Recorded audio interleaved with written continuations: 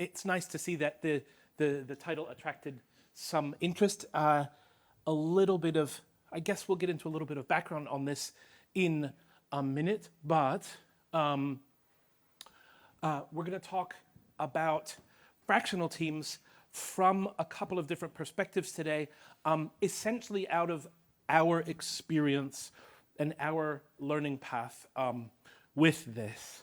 So could you hit us with the next slide, please? This is Tracy Evans, the other partner at Open Strategy Partners, co-founder. We've been a B2B and open source technology marketing agency for 8 years now, and we have clients in Drupal and many other open source projects, and also non-open source B2B technologies. And I'm incredibly grateful to be here at DrupalCon to be able to share some of my experiences and to say that I have been helping people like you, because I'm people like you, and we help a lot of companies that have grown out of this community and other communities, which is a real privilege. Tracy doesn't want to be introduced.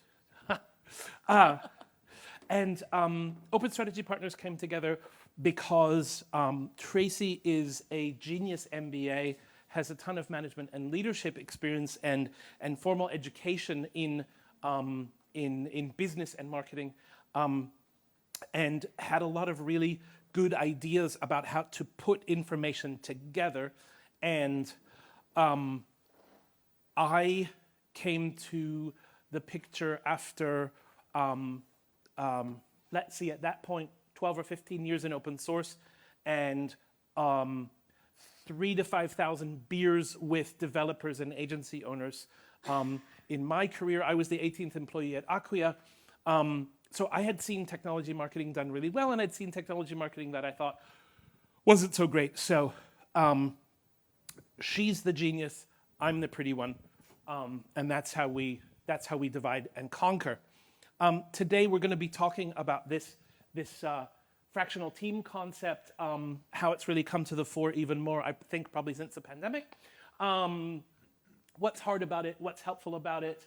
We're going to mention some of the times we've failed along the way, some of the things we've learned along the way, and then where things might go after that. The perspective, the reason we thought of this talk and the perspective is just a tiny bit difficult to pull out, so I'm going to try and, we as a marketing company operate as a fractional marketing department for our clients. So we have that experience. We have hired other fractional teams to work for us. For example, our financial dashboards and planning and reporting system that we built is run by a really wonderful Ukrainian data company. Then on top of all of this, one of our clients, who's here in the room today,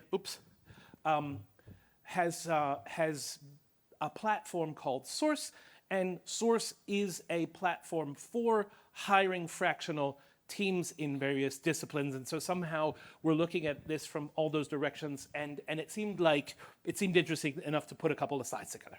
Right. Is this me? That's you. Right. So in the United States, the U.S. Bureau of Labor Statistics has said that there's been a 57% increase in fractional teams in the employment marketplace since the pandemic, since 2020, They say that this is driven by businesses' demand for flexibility, remote work, and specialized teams. And I want to say in the business world and in the, I think especially in the Anglo-American business world, where employment isn't as valued as it used to be, and people can get hired and fired quickly, flexibility is often a euphemism for getting more out of people, and maybe paying them less. And that's certainly not the part of this that we're interested in. And I think luckily, most of us being Europeans, we live in Germany. We're not in that particular labor market, so I'm kind of grateful for that. But it makes a lot of sense that we all had to stay at home during the pandemic. All of the bosses who refused to believe that remote working was possible have had to admit that it's possible. So if you're a specialist, if you have knowledge and skills, you can say, I'm going to sit in a cafe in Barcelona and work, and it doesn't matter whether I'm sitting here or in Germany or in Los Angeles, as long as I get my work done. And all of the technologies that we've been using in open source since 20 years ago in terms of remote communication and code repositories and everything, obviously they help put together teams as well. So all of this is sort of been driven by demand and by circumstance. Nowadays, it's much, much easier because we can all coordinate ourselves with video calling tools. We all have project management tools. We all have code repositories.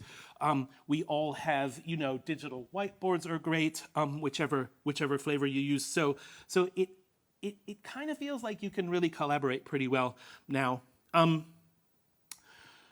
Companies like hiring fractional teams because of cost efficiency. And I suppose at this point we might want to pause and just define what a fractional team is, just to be sure that we're talking about the same thing that you're picturing in your mind. We use a term in this presentation, full-time team, and what we mean by that is you have a marketing department of some number of people. You have an accounting department. You have a developer team, right? Some number of people, 3 people, 20 people, 10,000 people, whatever it is. And a fractional team, the way we're talking about it, what we generally mean is you're paying a fixed sum and you're getting multiple tasks done or multiple skill sets as you need them. So rather than having one senior marketing hire who is not allowed to have more than 5% of their time like being strategic and visionary, and the rest of the time has to write tweets and blog and make plans and stuff, you could hire an OSP where we do different things for you at different times. And it's the same with art direction. It's the same with creating conference presentations. It's the same with a whole set of different opportunities where, pay something small, get a range of things put in place for you, and save the cost and lose the opportunity cost of hiring one specific person and then not being able to afford the rest, right? So, was there anything more? Whoops. Right, yes. So. Next, just want to talk a little bit about the advantages of hiring fractional teams. One of the most important benefits is obviously cost savings. So you only pay for what you need on the one side, and on the other, you get to minimize overhead costs like payroll taxes, VAT, etc. A second major advantage is the flexibility and scalability that fractional teams offer. So you can easily scale teams up or down based on the project needs. So today you might need 5 developers and next month you need 10. And fractional teams just help you stay flexible for your changing needs. Another advantage is the access to specialized expertise when you need it. So you can gain top-tier talent for short-term projects or specific skill gaps without committing to the full-time hire. For example, for a new branding project, you might need a creative director, but once that project is over, you only need a graphic designer. And you want to get access to the right talent at the right time. And the last or the fourth advantage is with remote working technology. It makes this all easier. So things like Slack and Zoom and Asana and all those tools are enabling seamless communication. So that all makes it possible. Challenges. There are so many challenges. And we've fallen into a bunch of these. There are times when we've worked with clients and they might use specific words in a certain way, or they might have certain expectations that, especially when we were starting out, we weren't so careful about, or we weren't so aware of, or we didn't know to ask about. So issues about timing, issues about how to say what and when. The difference between a North American saying, this is challenging, right? When a German would be saying, this is a disaster, right? Like, there's a lot of things to balance out. Yeah, in fact, there are some Germans in the room, right? Yes. So with one of our very first clients, there was something really terrible going on, and we came into the big meeting to help them figure it out. And one of us said, oh yeah, so yeah, this situation we're in, it's pretty challenging, huh? And our client leaned over and said in German to the guy next to him, he's like, they're North Americans. They mean it's exploding and falling apart. So, so communication is always fun. And if you have full-time teams and you have fractional teams, sort of hierarchies and priorities and fair communication, and in the unfortunate case, maybe when your fractional teams don't have access to your full tool set, or maybe they, like they can use your Asana but not your something else. That can be really, really tricky, right? And for a smaller company, when we're looking to like balance cost against value, I don't necessarily want to pay like for access to every tool that we have just to get something done for 2 weeks. So there's lots of ways that communication and information unparity, anti-parity can really trip you up. So as much as possible, that needs to happen. In the end, with these fractional teams, one of the ways that we solve this is we have very good project management, and we make sure that there is a client lead and a project manager as the center point of the communication, so that it always, it always makes it into our systems, right? And we're always talking with the same people the same way. And so that also means that we onboard someone who's working with us the same way, whether it's a fractional resource or someone who's on our team for I don't want to say for real, but someone who's a full-time employee. And then we've also had really interesting situations, even now, where certain people in our company are allowed to be on some projects and not on others. I have a European and an American passport, and we've got some work that only Americans can do, and we've had to isolate that and fill out some forms to get a couple of things. It's a weird, unusual case, but you have to be able to think about security and access and stuff sometimes. Taxation has actually generally been great for us as a European company as soon as we're billing outside of Germany, in our case, where we're incorporated. We don't have to think about VAT anymore, which simplifies our paperwork. But you have to be super careful. And obviously, we can hire people in Germany and give them jobs, but outside of Germany, that becomes almost impossible. So we have an interesting mix of freelancers and full-time people who we treat the same, right? And then we have a couple of service providers who we've ended up treating them like a service and not as a team member. So lots of things to think about there. Is this me again? Yep. Oh, okay. So when should I use a fractional team or a fractional resource or a short-term resource? And when should I hire people to work for me? My favorite answer is clearly, it depends. Also, something you hear in Germany a lot, right? Yeah. So clearly, if you've got long-term projects, if you care about your company culture, which we do very much, for example, a company like, right, so those are really good reasons. Also, institutional knowledge, like how we work, what our practices are, what our tools do when, that stuff's really important to grow in the long term, and it's hard with people popping in and out and whatever. And if you run your whole business as just a series of special projects, I contend that it's going to be harder for you to make a long-term value proposition really stick, right?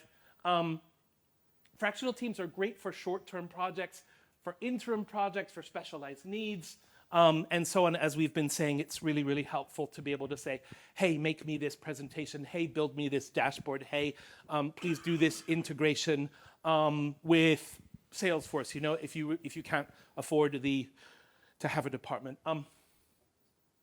I think, half past? Thank you. So I think that this interim thing is where we actually fall in, and when our work.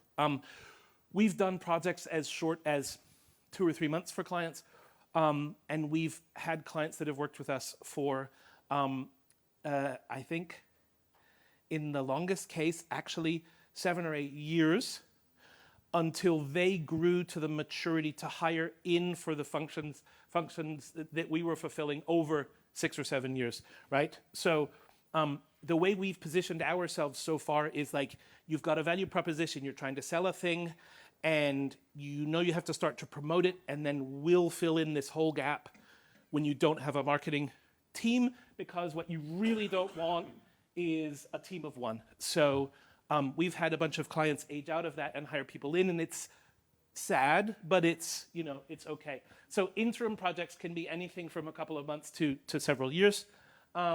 And then it makes perfect sense, obviously, if something is not your core function, core value proposition of your company, bring someone to help you, and then, you know, the freedom to let them go is actually really advantageous in the long term. Is that clear? Are there any questions about this? Okay, all right. We're either doing great or terrible. Okay. Next. Sure. Yeah, I'm up. So I just want to tell you a little bit about sourcing fractional hires and just a couple of things to keep in mind. So when you're thinking about finding fractional talent, you want to think about looking at specialized platforms that streamline the recruitment and management. You want to assess the skill gaps internally and define the project scope, of course. And then you'll also want to think about the criteria for selecting fractional hires. So skill, adaptability, communication, project-based work ethic, and so on. When you're thinking about full-time hires, you want to think about things like skill depth versus breadth. So full-time employees can develop deep understanding over time. You want to think about building institutional knowledge and experience with your full-time hires, and you want to focus on long-term cultural fit and alignment with company values. So here we have kind of an overview of the market for freelancer platforms. And so we've got Upwork, we've got Source, we've got Working Not Working, we've got Freelancer.com, 99 Designs, and Fiverr Enterprise, just as some of the examples. And just to kind of give you a little bit of an overview of who's up there. So Source, Working Not Working, and Fiverr Enterprise are all targeted to enterprise customers with different benefits focused on enterprise. We've got Working Not Working and 99 Designs that are specific to creative talent. And yeah, that just kind of gives you, and we've got Upwork and Freelancer.com that are kind of the open, broad marketplace where, you know, they've got hundreds of thousands of talent. And Upwork and Freelancer, if I recall correctly, we did a bunch of research on this because, full disclosure, Source is our client. Thank you, Chris. Upwork and Freelancer.com are focused on I'm a barber shop, I need new signage, or I have a real estate agency and I need some text, or like sort of small business enablement. So there's different, really interesting differences between sort of enterprise and SME approaches, and are they built more for procurement or more for freelance to help freelancers, right? So if you want to put your services into one of these, you should think about that, right? And along those metrics as well. And so when you're thinking about what type of platform or where you want to look for fractional talent, some of the key considerations you might want to think about are whether or not the freelancers are vetted, which is the only way that you can really establish if they're quality freelancers. You want to definitely check out what their procurement process is like. So it should be simple and clean and ensuring budget compliance and things like that, ideally with one contract that gives you access to like a whole suite of freelancers. And a third criteria is satisfaction guarantee that you want to take a look at. Now, I apologize for the misalignment there, but I put in the asterisk because there's this it's great when you have a platform that's going to guarantee you results, and like the sort of second best thing about it is, well, if it doesn't work out, then you can finish the relationship easily. And the simple procurement that Tracy mentioned, there's one interesting piece of that, because if I'm the SME to SME, we're both just on the platform kind of dealing with each other. But when if you want to sell your services into enterprise clients, what you're going to want is a way to have a contractual vehicle and everything set up so that you meet the requirements of that big company, because they will not deal with 1,000 freelancers. But if you're on a platform that offers the way in, then it's going to make your life as a freelancer a lot easier. And obviously, if you're looking for freelancers, if you have one of those places with an enterprise focus, like Source, then that sort of stuff is taken care of, and it's nice for both sides. So one example of such a platform is Source. And as Jem said, they're a client of ours, and Chris is here in the room. So if you have more questions, you can talk to him after. But if you're considering fractional talent, then you'll definitely want to check out Source, because they're actually quite unique in the market in what they offer. So some of the key features that they have that you should really consider is that they cover, creative, digital, and consulting services. Most importantly, all of their freelancers are vetted by industry veterans and selected by a personal account manager. So they're really aligning quality and your needs.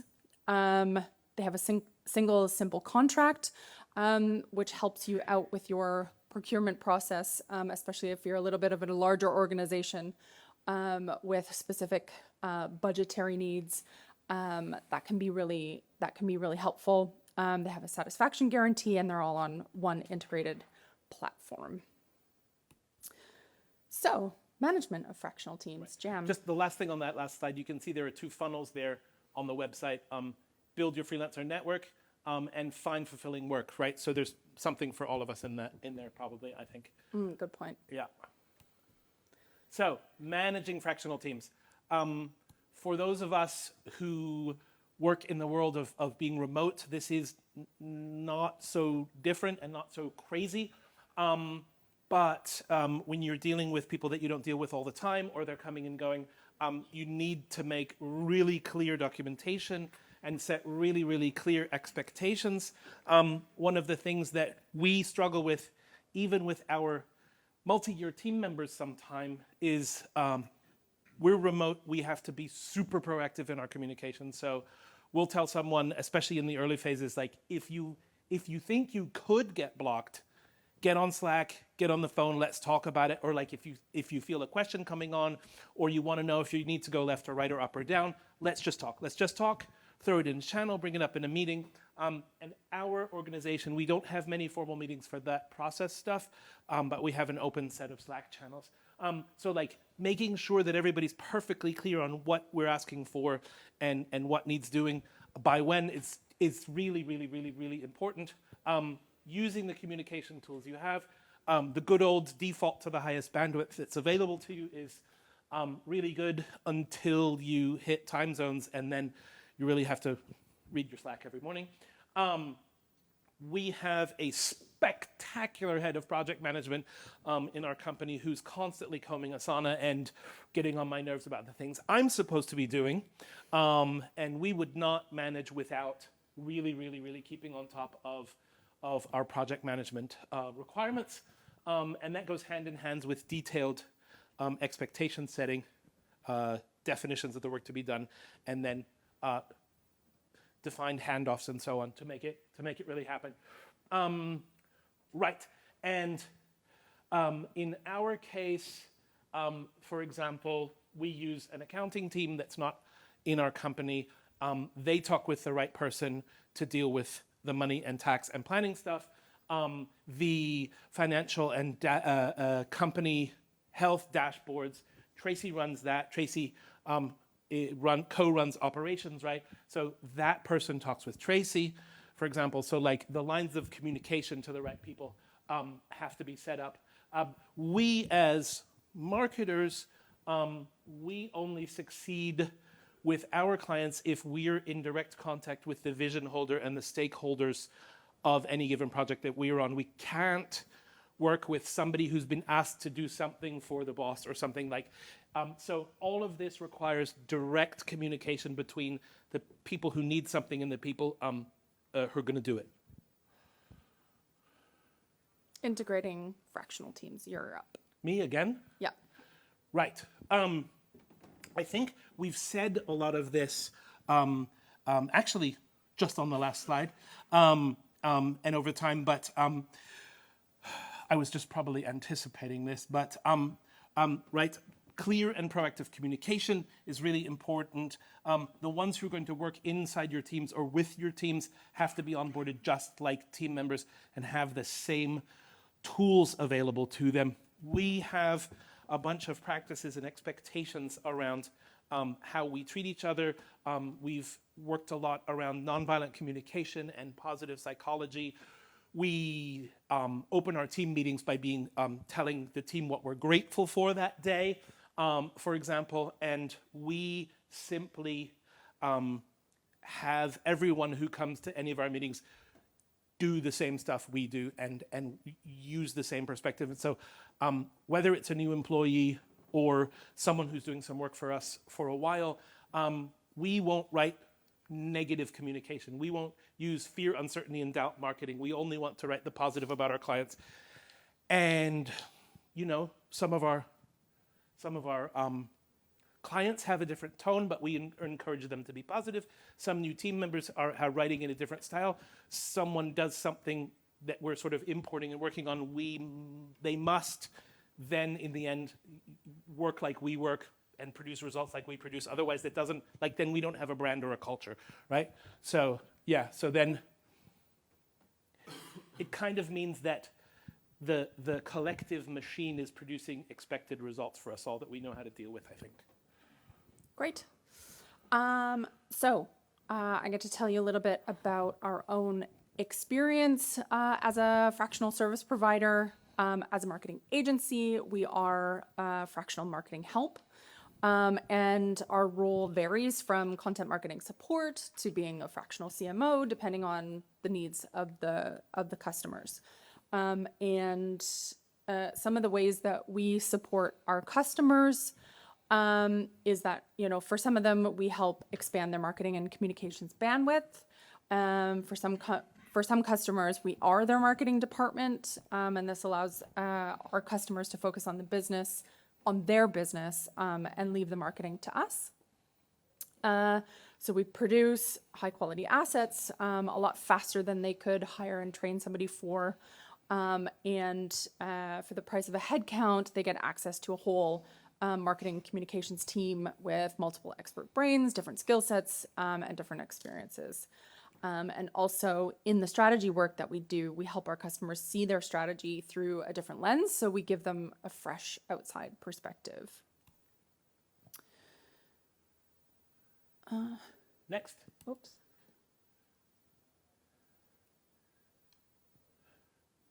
That's you. See, there's the pretty version and there's the handout version. Right. Yeah, so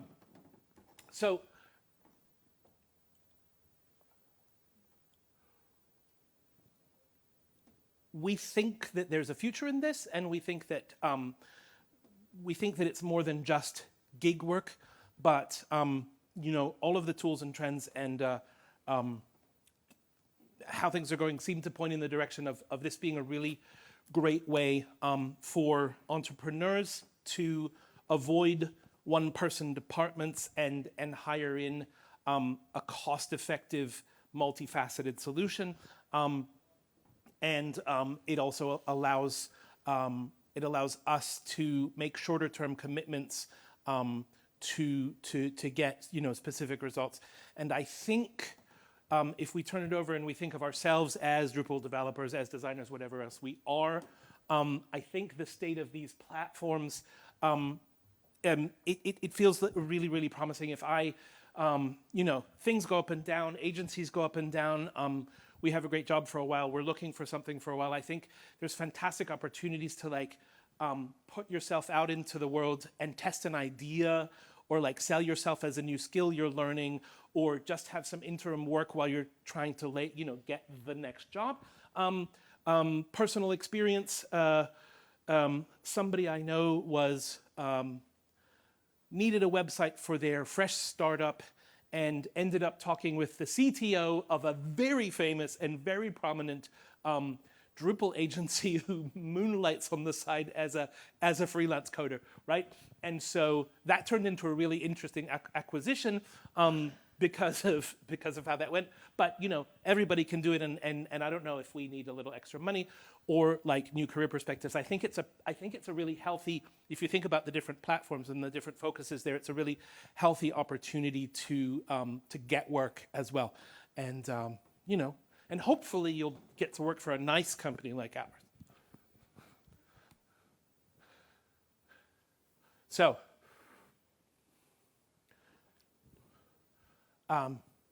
is this still supposed to be me? Yeah. Right. You can read the slides.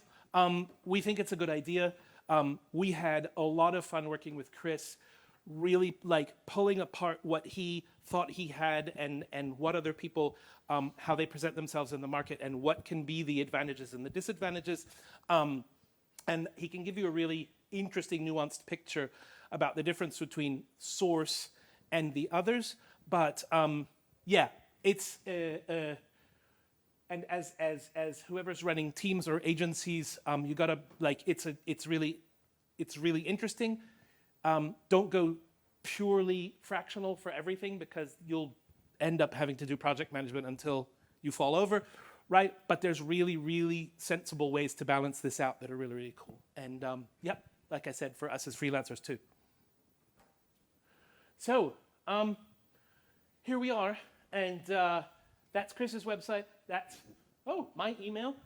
And if you feel like rating our session positively, here's a QR code. The one for the negative ratings is on the next slide. And that's it. Are we done? We're done. Thank you. Thanks for coming.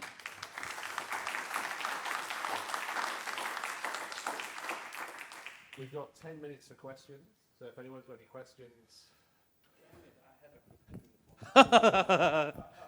15-minute questions at the pub tonight, Hilmar. Thank you very much. I think that there is a distortion here, because I would like to ask a question and then to make a statement. Do you know any Bulgarian companies that hire fractional teams from Germany? Any Indian companies hiring fractional team in United States? I know an Indian company hiring fractional teams in Germany. Yes. Germans? Yes. I don't know anyone, but I think that we're trying to believe all the companies that fractional team is the best because it's cheaper. So it's a good opportunity for the Western Europeans and the States and Canada, Canadian companies to hire cheap resources from Eastern Europe. We need to be honest. It is. I come from Greece, so I am. You're right in the middle. No, I am not in the middle. I have the benefit of these fractional teams because a lot of Western European agencies hire us to offer our services. Mm-hmm. But I think that they don't choose us because we are the best. They choose us because we are the best. We are very good in our quality, but cheaper. Right. So I know someone who has feelings about this, and about the race to the bottom and how. Put me on the spot here. Yeah. We're finding that enterprises don't care as much about the cost; they care about the quality. And what they're looking for is, can you get the job done in the best way possible? So, the race to the bottom exists. Everyone's trying to like lower their rates, and I would say that's more outsourcing than fractional. Fractional is a way to get the best at what you do in just a small little bit, and not have to pay for a $200,000 a year like product marketer that's the best in the room. You only want 5 hours of their time a week. That's fractional. Yeah. So And then- there's kind of a difference between outsource and fractional, and and how folks are using it. Based on a company in Germany, if you would like to hire a fractional team, they have to combine quality and cost. So True, but yeah, I think there's a nuance there that most companies now are looking for their cost exists, but it's more of quality. And so it's, where do you get that quality? And that quality exists in India as much as it exists in the US, as much as it exists anywhere. The Yeah. people are the same, and the ideas are great. And so now it's just a matter of how can you pair the right people with the right And one position. interesting thing to me about the platform play is that it allows me as a freelancer or as OSP to build up the social proof in one place to show the quality of what I've got. We hire people, and we're not hiring on price either or location. We're looking at how it works. I know what you're saying is also true. Hilmar, I heard how late out you were last night. Yeah, he was sitting next to me. So I have a question. You said very specifically that if you hire a fractional worker, that they should be working in alignment with somebody in your company and do not have to go up the hierarchy chain of project managers and then down on his end also. I caught that right, didn't I? Roughly. I mean, we're lucky enough. There's only 15 of us fully in the company, right? So we're kind of small. But yeah, we need people to talk with the person they need to work with. A developer needs to talk to another developer. A marketing, team manager needs to talk to them directly. Yeah. Could you please put that out in the world as a general thought? Okay. It's really, really hard to go up You don't the want to develop for the marketers? hierarchy chain of 3 project managers to then go down another 3 project managers. You're playing telephone, Oh, yeah. and it's a really, really, Sure, okay. bad results. And I said in the session before as well, when we get hired by an enthusiastic founder, right?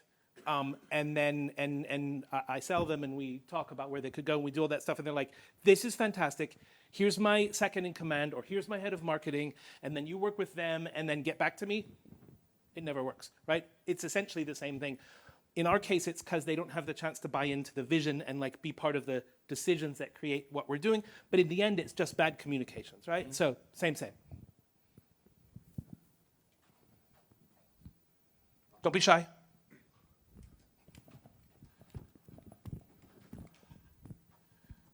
So to pick up again the conversation about the fractional team versus outsourcing, maybe you should say a few words about dealing with the team and problems within the team, or mental health issues or whatever comes up, because I think that's maybe one of the points where a fractional team is really different from just outsourcing to anyone.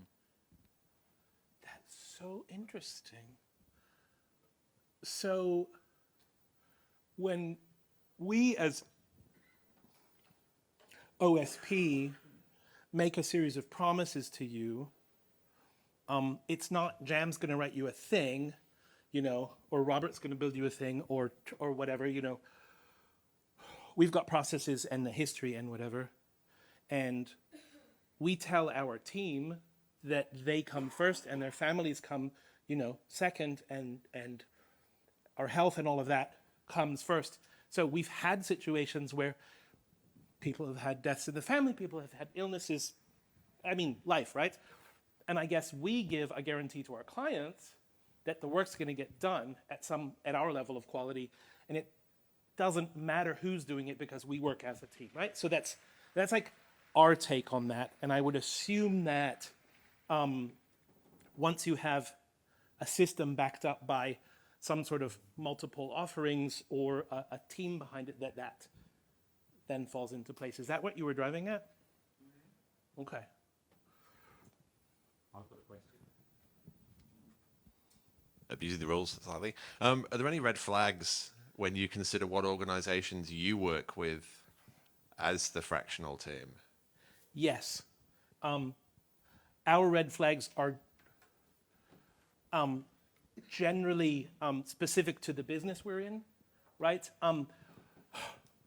Generally, we're not going to work for companies that we don't agree with. If they, we don't do politics, we don't do harmful substances, we don't do stuff that we don't agree with morally or ethically. Like that's easy, and I think everybody probably hopes that that's the same for them. So this is, and I'd love to hear parallels in other businesses, right? If we don't have the contact of the vision holder, it's not going to work. If you come to us and say, we need more content, right? That's not going to work because that's not strategic, right? That's typing. If you come to us and you have your business has a problem and you think you can communicate your way out of a business model problem, that's not going to work. So those, we've learned to watch for those, right? For us. Also, if negotiations take more than a certain amount of time without that feeling of empathy and mutual interest, we'll generally gracefully let it go too. I don't know, that's an interesting question. Does anybody else have some versions of those red flags? Cool though, very good. We've got 2 more minutes, so one more question. Hello. There is a conflict between fractional hiring and agile development. Agile development. Are you asking if there is? Yeah. Where you really don't have a clear, you don't have a clear plan. I'm very grateful that I don't build websites. Yeah. And yet I imagine that agile development and fractional teams could actually be a match made in heaven. If you're like, well, we know we've got to integrate SAP next month, and God knows how that works. Maybe Chris has somebody, right? Boom, put him in for 2 sprints, get it done. I don't know. Yeah, but then you don't know what happened in the next sprints. So for how long you need a specialist? So how you contract with this specialist? Just But I know, I'm really like it's. I think it's a very good question, and I have absolutely no idea. Yeah, just trying to. Sure. Good, very good. Thank you. All right, thanks everyone. Thanks for coming.